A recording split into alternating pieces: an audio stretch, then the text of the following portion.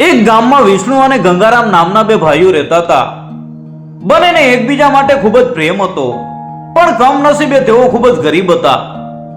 લોકોના ખેતરોમાં મજૂરી કરીને માન પેટ્યું રડતા. નાનપણમાં જ માતા પિતા ગુજરી ગયા હતા, એટલે બંને ભાઈઓ જ એકબીજાનો સહારો હતા. આખો દિવસ કમાણી કરીને જે કાંઈ મળે એમાંથી ખાવાનું લાવે અને રાંધે. એમ કરતા કરતા દિવસો પસાર થતા હતા. એક દિવસ મોટાભાઈ ગંગારામે વિષ્ણુને કહ્યું કે ભાઈ, આપણે ક્યાં સુધી આ ગરીબીમાં જીવશું? ક્યાં સુધી આ ઝૂંપડીમાં રહીશું?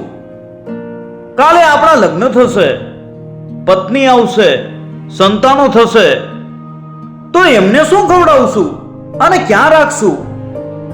વિષ્ણુએ કહ્યું, તમે સાચું કહો છો ભાઈ, કાંઈક તો કરવું જ પડશે. એટલે ગંગારામે કહ્યું, હું શહેરમાં જઈશ, ત્યાં કોઈ કામ શોધી લઈશ. શહેરમાં કમાણી સારી થાય છે. એકવાર પૈસા કમાવા લાગીશ એટલે તને પણ બોલાવી લઈશ. પછી આપણે બંને શહેરમાં આરામથી રહીશું. વિષ્ણુને આ વિચાર ખૂબ ગમ્યો. તેણે કહ્યું, હા ભાઈ, આ તો બહુ સારો વિચાર છે. તમે કાલે શહેરમાં જાઓ, થોડું ધન કમાઓ અને પછી મને પણ બોલાવી લેજો. બીજા દિવસે ગંગારામ થોડોક સામાન બાંધી અને શહેર જવા માટે નીકળ્યો. શહેરમાં જઈને તેણે ખૂબ મહેનત કરી. અલગ અલગ જગ્યાએ કામ શોધ્યું, મળ્યું એટલે કર્યું અને પૈસા કમાવા લાગ્યો. બીજી તરફ વિષ્ણુ ગામમાં ખેતમજૂરી કરીને ગુજરાન ચલાવતો રહ્યો. ધીમે ધીમે ગંગારામનો ધંધો શહેરમાં સારો ચાલવા લાગ્યો. એ ધીરે ધીરે ધનવાન બની ગયો. એણે શહેરમાં પોતાનું મોટું મકાન લીધું અને એક સુંદર સ્ત્રી સાથે લગ્ન પણ કરી લીધા. પણ ગામમાં વિષ્ણુ તો પોતાના મોટા ભાઈની બોલાવાની રાહ જોતો જ રહ્યો. રોજ વિચારતો કે આજે ભાઈ આવશે, કાલે ભાઈ આવશે. એને લાગતું કે એનો ભાઈ શહેરમાં મોટો શેઠ બની ગયો હશે. પણ ગંગારામના કોઈ સમાચાર ન આવ્યા કે એ પોતે પણ લેવા ન આવ્યો. થોડા વર્ષો વીતી ગયા. વિષ્ણુએ પણ ગામમાં એક સ્ત્રી સાથે લગ્ન કરી લીધા અને પોતાની તૂટેલી ઝૂંપડીમાં રહેવા લાગ્યો. એ લોકોના ખેતરમાં હળ ચલાવતો, મજૂરી કરતો અને એમાંથી જે આવક થતી એનાથી પોતાનું અને પત્નીનું માંડ ગુજરાન ચલાવતો. અમુક સમય આમ જ ચાલ્યું. એક દિવસ વિષ્ણુની પત્ની ગર્ભવતી થઈ. વિષ્ણુ ખૂબ જ ખુશ થયો કે હવે સંતાન સુખ મળશે. પણ એના મનમાં એક દુઃખ પણ હતું. એ વિચારતો હતો કે હાલ તો મારો અને પત્નીનો ખર્ચો પણ માંડ પૂરો થાય છે. 2 ટંકનું ભોજન પણ મુશ્કેલીથી મળે છે. હવે સંતાન આવશે, એ મોટું થશે, ખર્ચો વધશે, તો હું આ બધું ક્યાંથી પૂરું કરીશ? સમય વીતતો ગયો અને સંતાનનો જન્મ થયો. બાળક આવતા જ વિષ્ણુ પોતાના બધા દુઃખ ભૂલી ગયો અને ખૂબ ખુશ થયો. હવે એ બમણું કામ કરવા લાગ્યો. દિવસે ખેતરોમાં મજૂરી કરતો અને રાત્રે બીજી જગ્યાએ કામ કરવા જતો. આટલું કરવા છતાં પણ વિષ્ણુ એટલું કમાઈ શકતો નહોતો કે પોતાનું, પત્નીનું અને બાળકનું પેટ સારી રીતે ભરી શકે. ક્યારેક તો એવું પણ બનતું કે વિષ્ણુ પોતે ભૂખ્યો રહી અને પોતાની પત્ની અને બાળકને જમાડતો. થોડો સમય આમ ચાલ્યું. પછી એક સમય એવો પણ આવ્યો જ્યારે વિષ્ણુ પાસે પોતાની પત્ની અને બાળકને ખવડાવવા માટે 1 ટંકનું ભોજન પણ બચતું નહોતું. હવે વિષ્ણુની પત્ની અને બાળક ઘણીવાર ભૂખ્યા દિવસો વિતાવવા મજબૂર બન્યા. એક દિવસ વિષ્ણુનો પુત્ર એની માને કહે છે કે માં, મને કંઈક ખાવા માટે આપ, મને ભૂખ લાગી છે. પણ વિષ્ણુની પત્ની બિચારી શું કરી શકે? ઘરમાં અનાજનો એક દાણો પણ નહોતો, ઘરની જમીન પણ નહોતી. આવી પરિસ્થિતિ જોઈ અને વિષ્ણુની પત્ની રડવા લાગી. સાંજે વિષ્ણુ કામ પરથી ઘરે આવ્યો ત્યારે પોતાની પત્નીને રડતી જોઈને ખૂબ જ દુઃખી થઈ ગયો. એની પત્ની વિષ્ણુને જોઈને કહે છે કે સ્વામી, આપણું બાળક ભૂખ્યું છે, એ મને ભોજન આપવા માટે વિનંતી કરી રહ્યું છે, તમે એના માટે કંઈક કરો. પુત્રની આવી હાલત જોઈને વિષ્ણુ ખૂબ દુઃખી થવા લાગ્યો, રડવા લાગ્યો.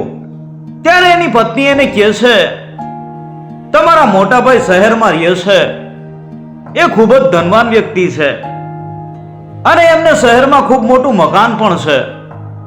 તમે શહેરમાં જાઓ અને એમની પાસેથી મદદ માંગો. તમારા મોટા ભાઈ તમારી સહાયતા જરૂર કરશે. તમે એમની પાસેથી થોડાક પૈસા લાવો તો આપણા ઘરનું ગુજરાન સારી રીતે ચાલી શકશે. વિષ્ણુ એની પત્નીની વાત સાંભળીને કહે છે, તું સાચું કહી રહી છે, મારે શહેરમાં જઈને મારા ભાઈ પાસે મદદ માંગવી જોઈએ. આવો વિચાર કરીને વિષ્ણુ બીજા દિવસે સરનામું લઈ અને શહેર જવા નીકળી પડ્યો. શહેરનો રસ્તો ગામથી ઘણો દૂર હતો. આખો દિવસ ચાલ્યા પછી વિષ્ણુ શહેરમાં પહોંચી જાય છે.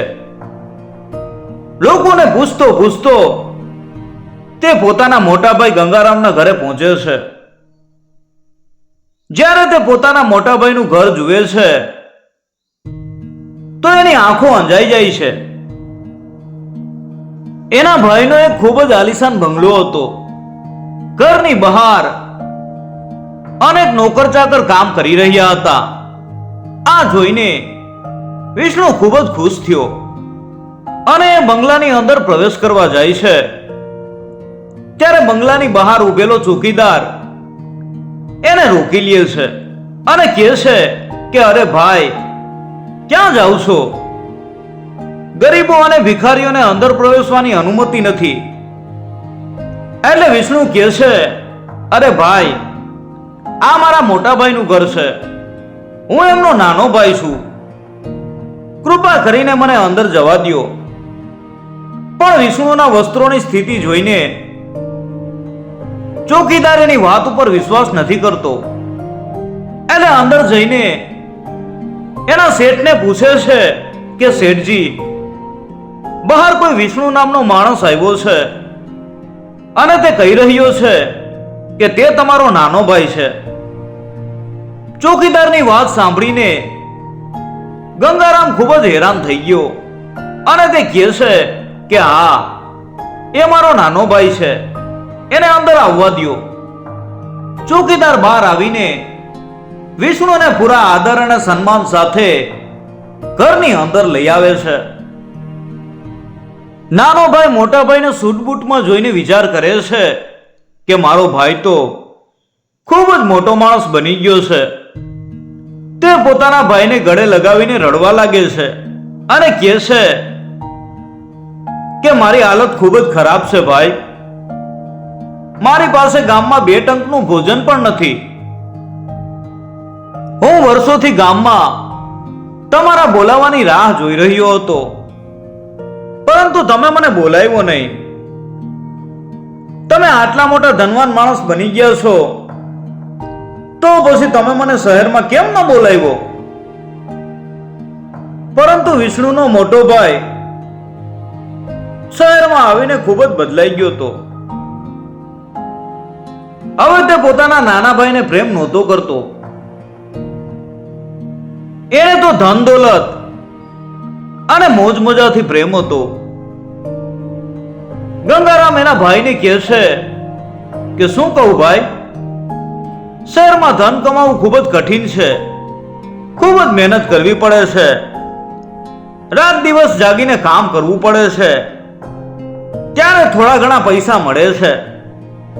અને અત્યારે તો મારી પરિસ્થિતિ પણ નબળી ચાલી રહી છે. અત્યારે તો મારો ધંધો પણ ખોટમાં ચાલી રહ્યો છે.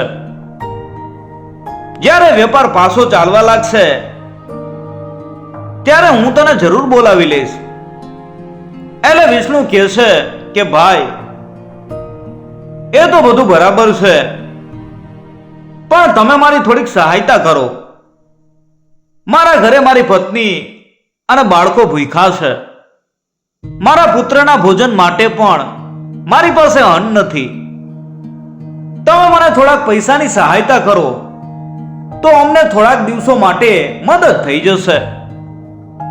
એટલે ગંગારામ એને કહે છે કે ભાઈ, હું તને પૈસા તો આપી દઈશ, આખરે તું મારો નાનો ભાઈ છે, પણ તું અહીંયા આવ્યો છે તો મારી થોડીક મદદ કરતો જા. વિષ્ણુ એના ભાઈની વાત સાંભળીને કહે છે કે જણાવો ભાઈ, મારે શું કરવાનું છે?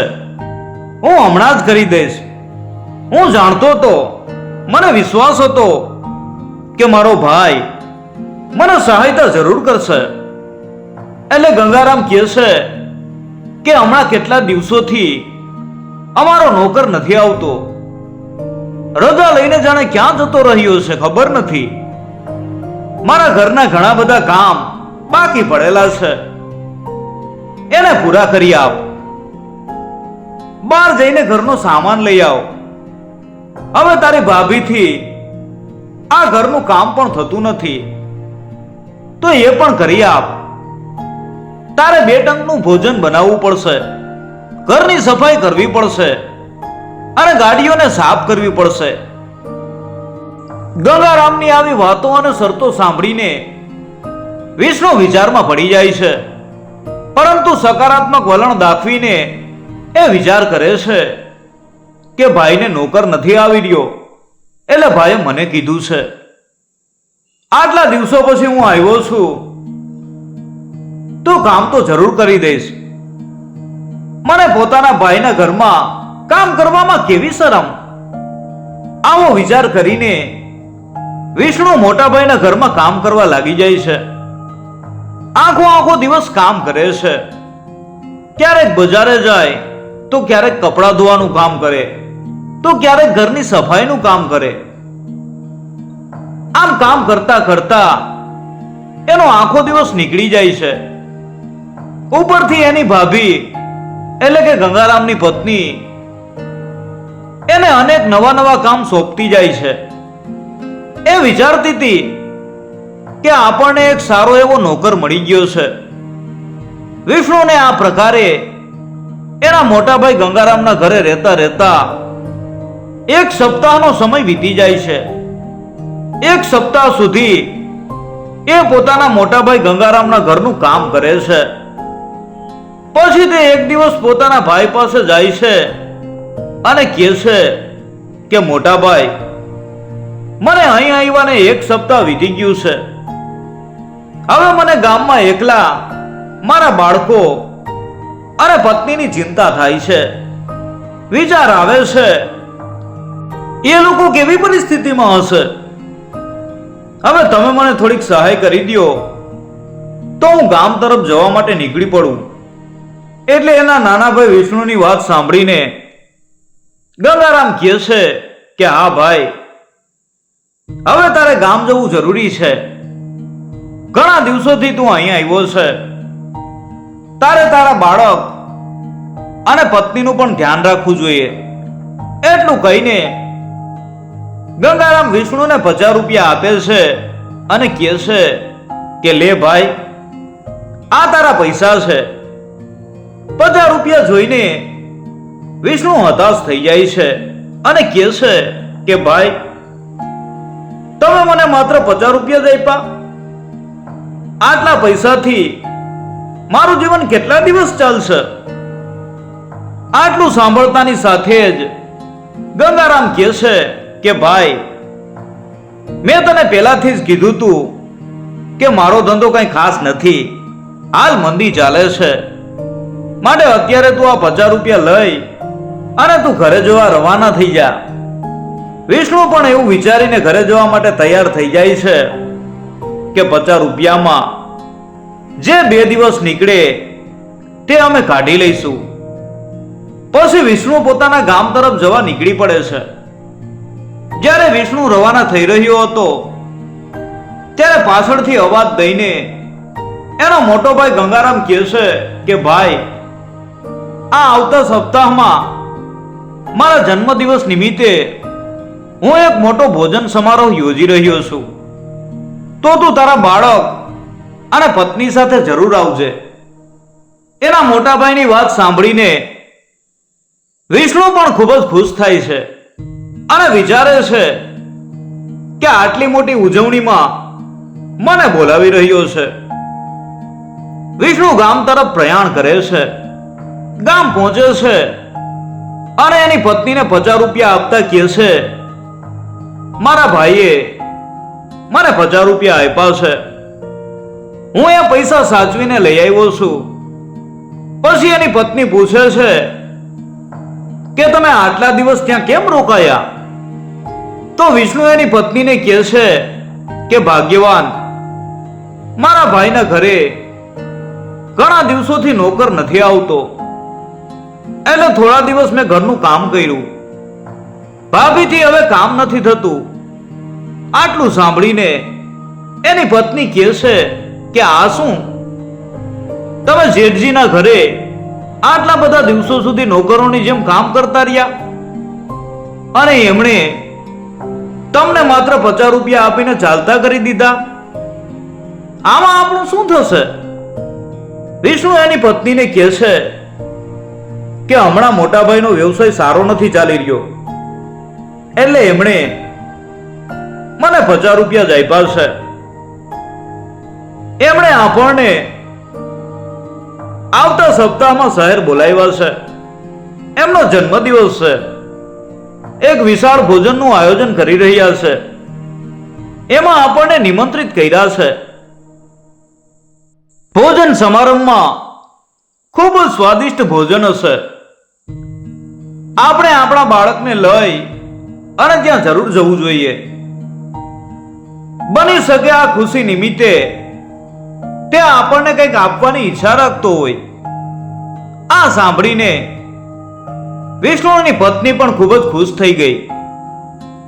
ધીરે ધીરે 1 સપ્તાહ પૂરું થઈ જાય છે.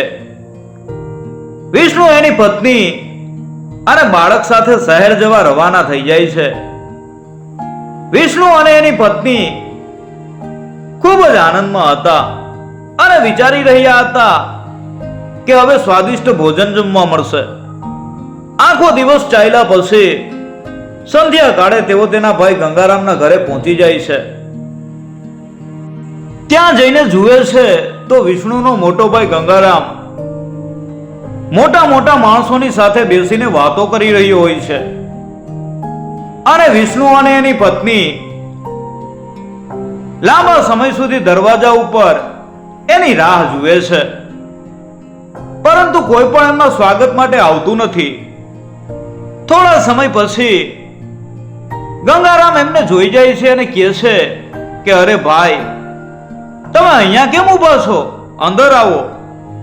એમ કહીને તે એમને એક જગ્યા ઉપર બેસવાનું કહે છે અને કહે છે કે અત્યારે મારા મોટા મોટા મિત્રો વેપારીઓ ભોજન કરે છે. એ લોકો ભોજન કરી લે પછી તમે લોકો પણ ભોજન કરી લેજો. વિષ્ણુ અને એની પત્ની એના બાળકને લઈને ખૂણામાં બેસી જાય છે. થોડી વાર તો તેઓ ખૂણામાં ચૂપચાપ બેસી રહ્યા. બધા લોકો ભોજન કરી કરીને જતા રહે છે. ભોજન સમારંભ પણ પૂર્ણ થઈ ગયો, છતાં પણ ગંગારામ એમને બોલાવવા નથી આવતો. ત્યાર પછી ગંગારામ આવે છે અને કહે છે કે અરે ભાઈ, મને માફ કરી દેજો. મારા મોટા મોટા મિત્રો આવ્યા હતા એટલે હું તમને બોલાવવાનું ભૂલી ગયો. હવે તમે ભોજન કરી લ્યો અને આજની રાત તમે બધા અહીંયા જ રોકાઈ જાજો, આરામથી રહ્યો. મારા નોકરો ઘરની સાફ સફાઈના કામમાં લાગ્યા છે. ઘરમાં જે ગંદકી થઈ છે એને દૂર કરવામાં તેઓની મદદ કરી શકો તો કરી લેજો. ત્યારબાદ વિષ્ણુ અને એની પત્ની ઘરના નોકરો સાથે મળીને કામ કરવા લાગે છે અને માણસોના હેઠવાડા પણ ઉઠાવે છે. અંતમાં બચેલું ભોજન કરી અને તેઓને એક નોકરોના ઓરડામાં સુવડાવી દેવામાં આવે છે. સવારે વિષ્ણુ એની પત્ની અને બાળકોને લઈ અને પોતાના ગામ તરફ જવા રવાના થઈ જાય છે. વિષ્ણુ અને એની પત્ની ખૂબ જ દુઃખી અને ઉદાસ હતા. એમને મોટા ભાઈનો આવો વ્યવહાર એમના અંતરાત્માને દુઃખી કરી રહ્યો હતો. એવું વિચારી રહ્યા હતા કે આપણે તો કેટલા ખુશ હતા, પણ ભાઈએ તો આપણી સાથે ખૂબ જ દુર્વ્યવહાર કર્યો છે.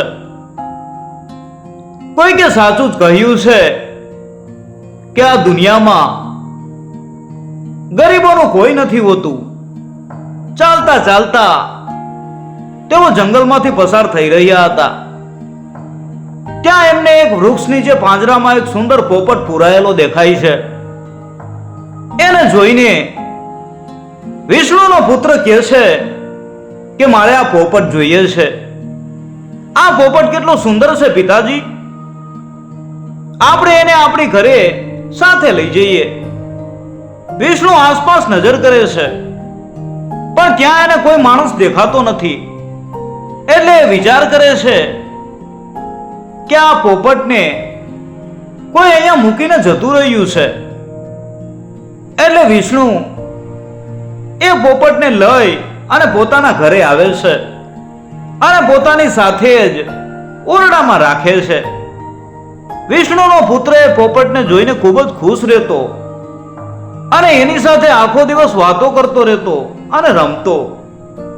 આ જોઈને વિષ્ણુ અને એની પત્ની ખૂબ જ પ્રસન્ન રહેતા.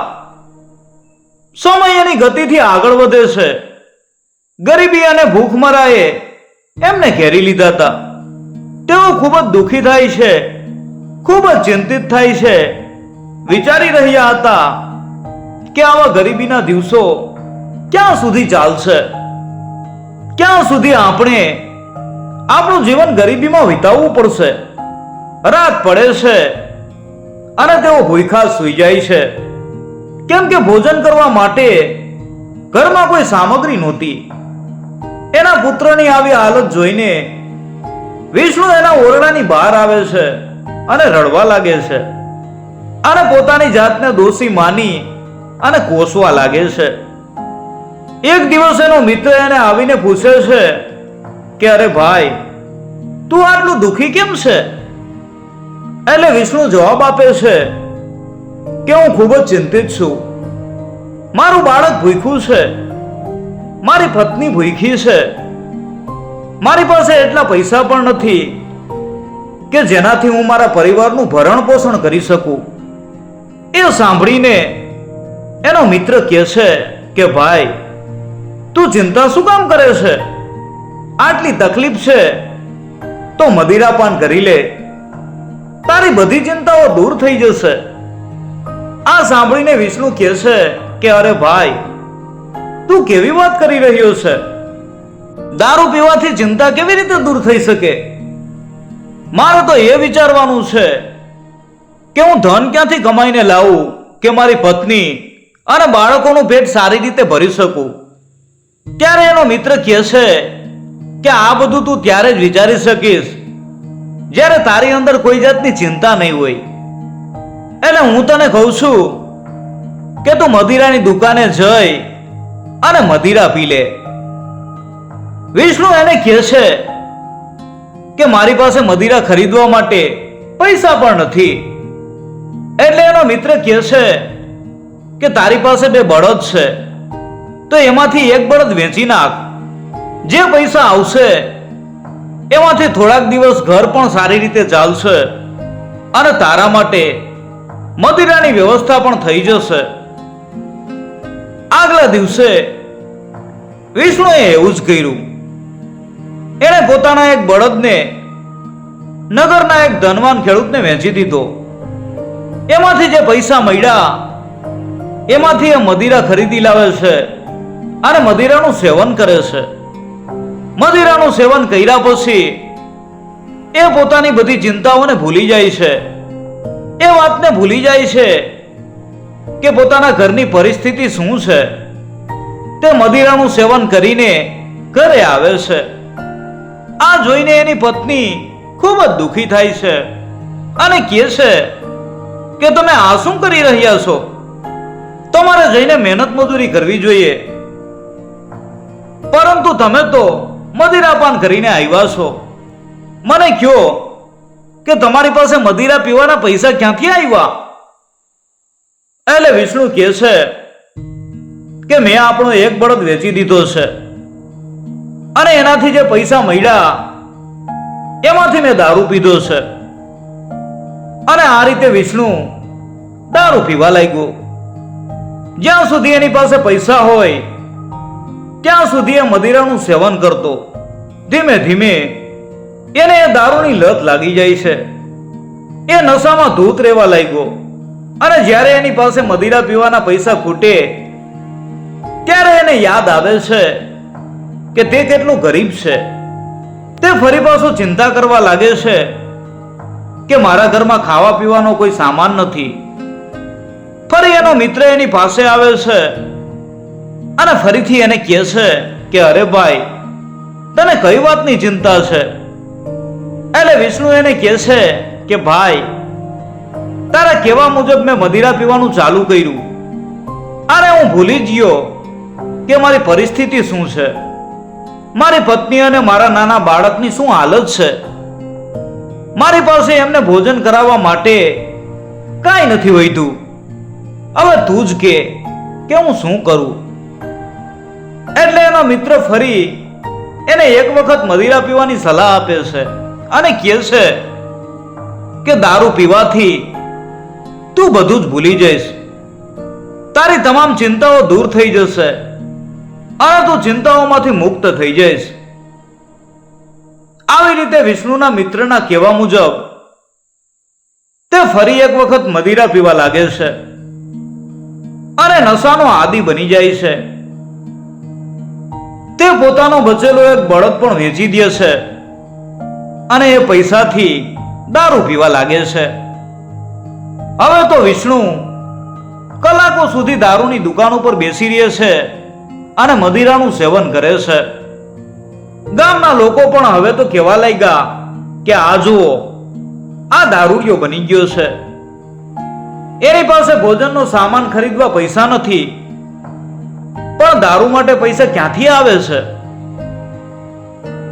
આખો દિવસ દારૂ પીધા પછી જ્યારે તે ઘરે જાય છે તો એની પત્ની પણ એની સાથે ઝઘડો કરે છે અને કહે છે કે તમને શરમ નથી આવતી? તમારો પુત્ર ભૂખ્યો છે, હું ભૂખી છું, તમે આપણા બંને બળદ વેચી દીધા, હવે શું વધ્યું છે આપણી પાસે? વિષ્ણુની પત્ની એને વારંવાર સમજાવે છે પણ એને ભાન નથી થતું. એ તો એના નશામાં જ ફર્યા કરતો. હવે જે પોપટ હતો એ આ બધું જોઈ રહ્યો હતો. પછી એ પોપટ એક દિવસ ઓરડાના પાછળના ભાગમાં ચાંદથી જમીન ખોદે છે. પણ આ જોઈને વિષ્ણુ કે એની પત્ની આ વાત ઉપર ધ્યાન નથી આપતા. બીજા દિવસે, ત્રીજા દિવસે, ચોથા દિવસે પોપટ એક જગ્યાએ ચાંદથી ખોદવાનો પ્રયત્ન કરે છે. એટલે વિષ્ણુ જુએ છે અને વિચાર કરે છે કે આ પોપટ એક જ જગ્યાએ ચાંદથી કેમ ખોદે છે? મારે તપાસ કરવી જોઈએ. એટલે એ પાવડો લઈને આવે છે અને 3 ફૂટ જેટલું ખોદે છે. એટલે જમીનની અંદર કઈક હોવાનો ભાસ થાય છે. થોડુંક વધારે ખોદ્યું તો અંદર એક કપડાથી બાંધેલો ઘડો મળે છે. વિષ્ણુ ઘડો લઈ અને દોડતો દોડતો પોતાની પત્ની પાસે જાય છે અને કહે છે કે પ્રિયે, મને ખૂબ જ મોટો ખજાનો અને ધન સંપત્તિ મળ્યા છે. હવે આપણા બધા દુઃખ દૂર થઈ જશે.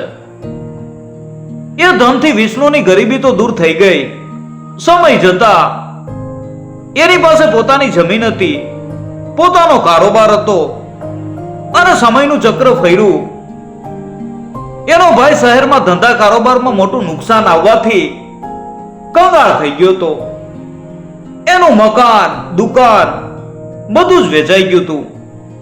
વિષ્ણુ અને એની પત્ની ભગવાનનો ખૂબ ખૂબ આભાર માને છે અને પોપટનો પણ આભાર માને છે.